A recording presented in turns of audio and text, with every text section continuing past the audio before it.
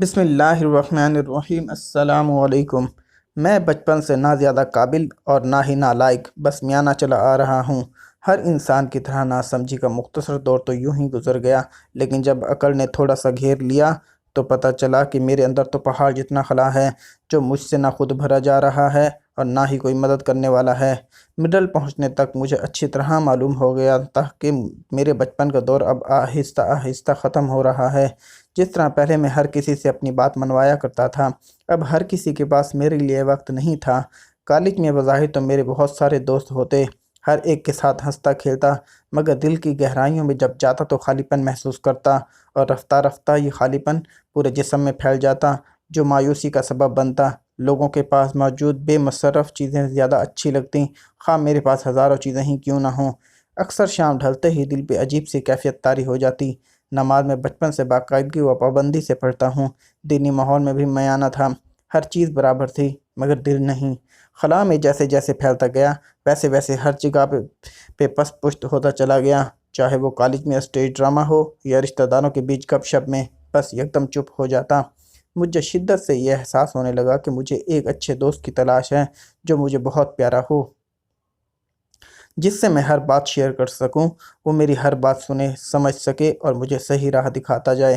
اگر اس دوست کو میری کبھی کوئی ضرورت پڑ جائے تو میں کبھی بھی پیچھے نہیں ہٹوں گا۔ لیکن آج کے زمانے میں انسانوں میں ایسا دوست ملنا ناممکن کے برابر ہے۔ رات گئے سنسان سڑکوں پہ کانوں میں ہینڈ فری لگا کر کبھی ڈرائیونگ کرتا تو کبھی پیدل نکل پڑتا۔ تھوڑا بہت سکون تو ملتا، لیکن جس طرح دکھی گھر سے نکلتا اسی طرح واپس آ جاتا۔ حسب معمول میں فیشنیبل لوگوں کو دیکھتا جو خود پر بے انتہا خرچ کرتے ہیں۔ ان لوگوں کو دیکھ کر مجھے احساس ہوتا کہ میں خود پر خرچ نہیں کرتا، اس لیے میں اپنی ہی نظروں میں گرا ہوا ہوں۔ اگلے دن میں نے شاپنگ مالز چھانٹ لیے، بال اور داڑھی میں عجیب عجیب سٹائل اختیار کیے، حلیہ بالکل بدل گیا۔ 2-3 دن تک تو لوگ گزر کر پلٹ کر دیکھتے کہ جیسے یقین نہ آ رہا ہو کہ میں وہی انسان ہوں، لیکن یہ سب بھی کچھ ہی ہفتوں تک چلا۔ پھر میں نے خود ہی یہ خواری چھوڑ دی، کیونکہ فیشن کرنا بھی دل کا زور مانگتا ہے، جبکہ میرا دل خلا سے بھرا ہوا تھا۔ فیشن کے پیچھے دوڑنے کے دور کے دوران سوشل میڈیا پہ بھی کچھ تصاویر ڈالی تھیں، جس پہ لوگوں نے تھوڑی بہت پسندیدگی ظاہر کر دی۔ میں خوش ہوا، مجھے یاد آ گیا کہ ایک وقت تھا جب مجھے سوشل میڈیا پر ہزاروں لوگ پسند کرتے اور میرا دل پھر بھی کمی کا اظہار کرتا۔ تب مجھے یہ پتہ چلا کہ انسان زیادہ و کم دونوں میں خوش نہیں رہتا۔ کبھی کبھی رونے کا دل کرتا، دل چاہتا کہ کسی کے گلے لگ کر خوب روں، لیکن یہ بات یاد آ جانے پہ کہ میں مرد ہوں اور مرد روتے نہیں، مضبوط ہوتے ہیں، تو خود کو سنبھال لیتا۔ مگر جب کبھی کسی فلم میں یا ڈرامہ میں رونے کا سین آتا تو اس کے ساتھ ساتھ اپنے درد پہ بھی رو لیتا۔ پہلے ڈراموں اور فلموں سے وقت اچھا گزر جاتا، لیکن پھر ایک وقت ایسا آیا جب ڈرامے کی پہلی قسط اور فلم کا پہلا سین دیکھتا تو ساری کہانی سمجھ میں آ جاتی۔ وقت گزرنے کے ساتھ ساتھ میں بدتمیز ہوتا گیا، غصہ آتا تو سامنے جو کوئی بھی ہوتا بس اس پہ نکال دیتا۔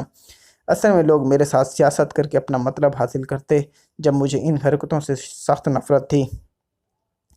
بڑوں کے ساتھ بیٹھتا تو ان کی زبان سے ایک ہی بات سننے کو ملتی کہ آج کل کے نوجوان تو آرام سے زندگی گزار رہے ہیں، ہمارے زمانے میں کتنی سختیاں ہوتی تھیں یہ ہم ہی جانتے ہیں۔ یہ سن کر میری زبان بند ہو جاتی، یکدم قید، دانتوں اور ہونٹوں کے پیچھے انتہائی اندھیرے میں۔ ہر چیز سے بور ہو گیا تو ایک دوست نے ناول پڑھنے کے لیے دیا۔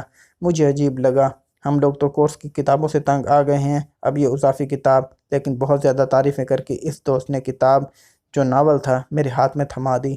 پہلے تو کئی ہفتوں تک ناول شیلف پر پڑا رہا، پھر جب ہر چیز سے بور ہو گیا تو ناول کو اٹھا لیا۔ اس ناول میں قرآن مجید کو اتنی خوبصورتی سے بیان کیا گیا تھا کہ میں کئی ہفتوں اور کئی مہینوں تک اس ناول کے اثر سے نہ نکلا۔ اس کے بعد اگلے 1 سال تک میں نے اردو اور انگلش لٹریچر خود کو جذب کر دیا، کیونکہ میرے سامنے ایک نئی دنیا کھل گئی تھی۔ گھر بیٹھے بیٹھے میں نے کئی ملکوں کا سفر کیا، ادب سیکھ لیا، کون سی بات کہاں کرنی ہے یہ سیکھ لیا، لیکن یہاں بھی وہی مسئلہ ہوا۔ اب جب کبھی کوئی نئی کتاب کھولتا تو پہلا صفحہ پڑھ کر ہی ساری کہانی سمجھ میں آ جاتی۔ لائبریری میں نئی کتابیں آ گئیں، میں خوش ہوا، لیکن یہ کیا، یہ ساری کتابیں تو میں نے پہلے سے ہی پڑھ رکھی تھیں۔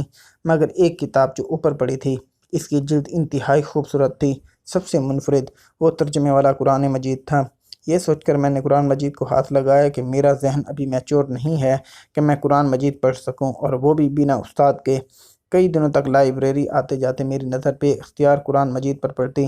مجھے لگتا تھا کہ یہ مجھے دیکھ رہا ہے، مجھ پر ہنس رہا ہے، مگر میں جلدی سے اپنی نظریں ہٹا کر خود کو دوسرے کاموں میں مشغول کر لیتا۔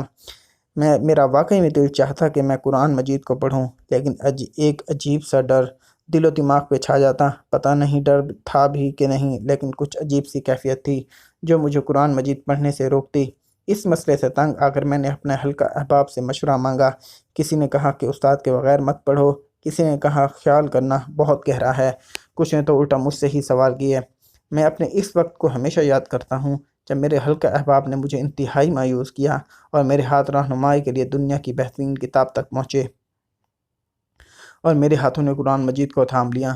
جو میں نے پہلی مرتبہ قرآن مجید کو سمجھنے کے لیے کھولا، پہلی دفعہ میں نے پیغمبروں کے سارے قصے اور ان سے متعلق تفصیلات پڑھ لی، لیکن وہ باتیں جو رہنمائی کے لیے ہیں، ان کو سمجھنے کا تجسس دل میں پیدا ہوا اور اس تجسس نے میرے دل کے آدھے خلا کو بھر دیا۔ ایک دن میرے ماموں آئے جو بہت نیک اور باعمل مسلمان ہیں۔ میں نے اس سے پوچھا کہ میں آج کل کے زمانے کو مد نظر رکھتے ہوئے قرآن مجید کی کون سی تفسیر کو پڑھوں۔ جواباً انہوں نے مجھے انتہائی معتبر اور قابل عالم دین کی تحریر کردہ تفسیر اور لیکچر سننے کی تلقین کی تاکہ مجھے قرآن مجید کو سمجھنے میں آسانی ہو۔ میں نے اگلے دن لیکچرز کی مدد سے قرآن مجید کو سمجھنا شروع کر دیا اور مجھے پتہ ہی نہیں چلا کہ کب میری دنیا میری مٹھی میں آ گئی، کب میرے دل کا خلا بھر گیا، کب میں بیک سے فرنٹ پہ آ گیا، کب سے مجھے سادگی اچھی لگی، کب سے مجھے ہر کوئی پسند کرنے لگا اور کب سے مجھے وہ دوست مل گیا جو میری بات کو آنکھوں کے اشارے سے تو دور بلکہ دل میں آتے ہی جان جاتا ہے۔ یہ سارے کب مجھے آج تک معلوم نہیں ہوئے۔ یوں میں جوانی کے پاگل پن سے نکلا۔ میرے اپنے تمام نوجوانوں سے درخواست ہے کہ وہ قرآن مجید کو سمجھ کر پڑھیں اور اس سے ہر معاملے میں رہنمائی لیں۔ آپ کی زندگی کا ہر خلا پر ہو جائے گا۔ آپ ایک سکون والی زندگی گزار سکیں گے انشاءاللہ۔